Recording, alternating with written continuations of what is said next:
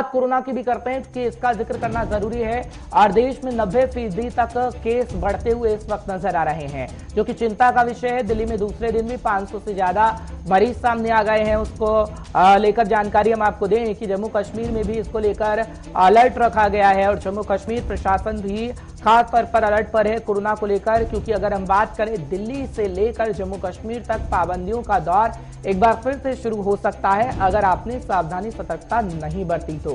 क्योंकि इस वक्त हम देख रहे हैं कि कोरोना को लेकर जब हालात सामान्य हुए तो सरकारों की तरफ से छूट दी गई है।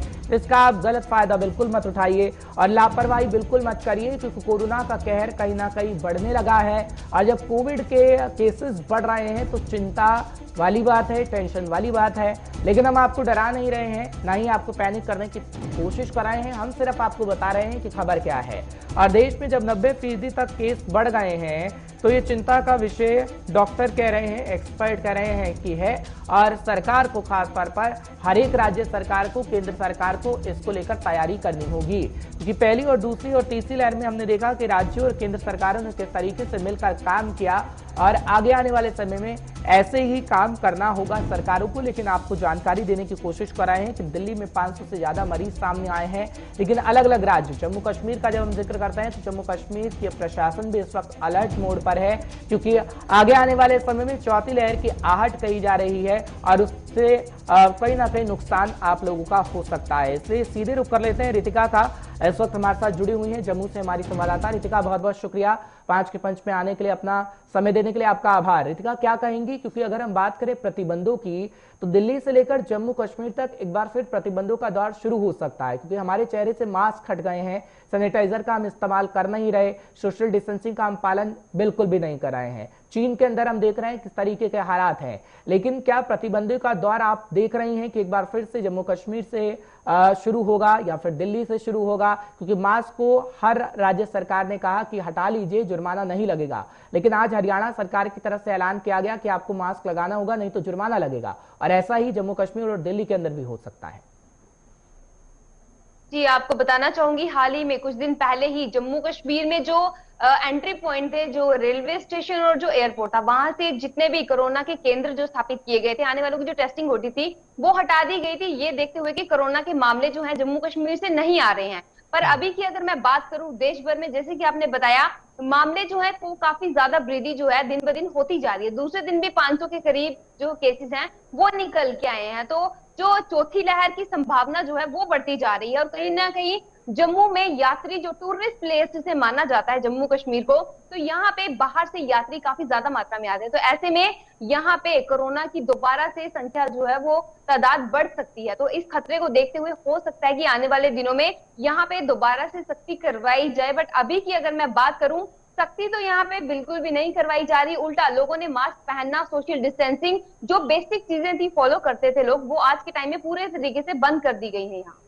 बिल्कुल रितिका, लेकिन प्रशासन की तरफ से आप तैयारी क्या देख रही हैं? स्वास्थ्य विभाग का ज्यादा तौर पर यहाँ पे जिक्र करना होगा, क्योंकि जब पहली, दूसरी, तीसरी लहर आई तो हमने देखा था कि एक समय ऐसा था कि ऑक्सीजन की बिल्कुल कमी हो गई और ऑक्सीजन की मांग की गई। हालांकि ऑक्सीजन प्लांट भी लगाए जा रहे थे जम्मू कश्मीर के अंदर, लेकिन कितना स्वास्थ्य विभाग तैयार है, कितना प्रशासन तैयार है कि आगे आने वाले समय में अगर ऐसी स्थिति होती है तो हम तैयार रहेंगे और हमें ये नहीं देखने को मिलेगा कि जम्मू कश्मीर के अस्पतालों के अंदर बेड नहीं है, लोगों को बेड नहीं मिल रहा है। ऑक्सीजन सिलेंडर लेकर जो पार्क में स्थिति हमने देखी थी कि कोविड की दूसरी लहर में लोग ऑक्सीजन सिलेंडर लेकर पार्क में लेटे रहते थे, वो स्थिति बिल्कुल ना हो जम्मू कश्मीर के अंदर, उसके लिए तैयार रहना होगा। जी, पहले की अगर मैं बात करूं, जो 3 वेव हो चुकी हैं कोरोना की, तब से लेके अब तक प्रशासन अच्छे से समझ चुका है कि अचानक से अगर केसेस बढ़ते भी हैं तो किस प्रकार से चेन बना के लोगों को संयम में रखना है, किस तरह से उस कोविड की चेन को किस प्रकार तोड़ना है, वो प्रशासन को अच्छे से समझ है। अभी की मैं अगर बात करूं, प्रबंध किसी भी प्रकार के नहीं किए गए हैं जम्मू कश्मीर में, क्योंकि यहाँ पे सबके दिमाग में एक बात बैठ चुकी है कि कोरोना के केसेस जो है नहीं आ रहे हैं जम्मू कश्मीर में, तो यहाँ पे शायद जरूरत नहीं है। अभी के फिलहाल के ये हालात हैं, पर जैसे कि दिल्ली में काफी ज्यादा केसेस बढ़ते जा रहे हैं, तो यहाँ पे आना जाना जो है लोगों में, दिल्ली से यहाँ और यहाँ से दिल्ली, आम बात है। तो ऐसे में यही अंदाजा हम लगा सकते हैं कि यहाँ पे कोरोना की चौथी लहर के आने की पूरी संभावना है। पर अगर मैं बात करूं प्रशासन की तरफ से, अभी तक किसी भी प्रकार के दिशा निर्देश निकल के बाहर नहीं आए। एक आखिरी सवाल ले रहा हूं आपसे, क्योंकि आप तो ग्राउंड जीरो पर रहती हैं, लोगों से जानने की कोशिश करती हैं, लोग क्या कुछ कहते हैं, क्योंकि जब मंडियों में आप जाती हैं, बाजारों में जाती हैं, तो तमाम भीड़ इस वक्त हम देख रहे हैं। त्योहारों का मौसम है, रमजान का महीना भी इस वक्त चल रहा है, तो लोगों के दिलों से क्या डर गायब हो गया है रितिका?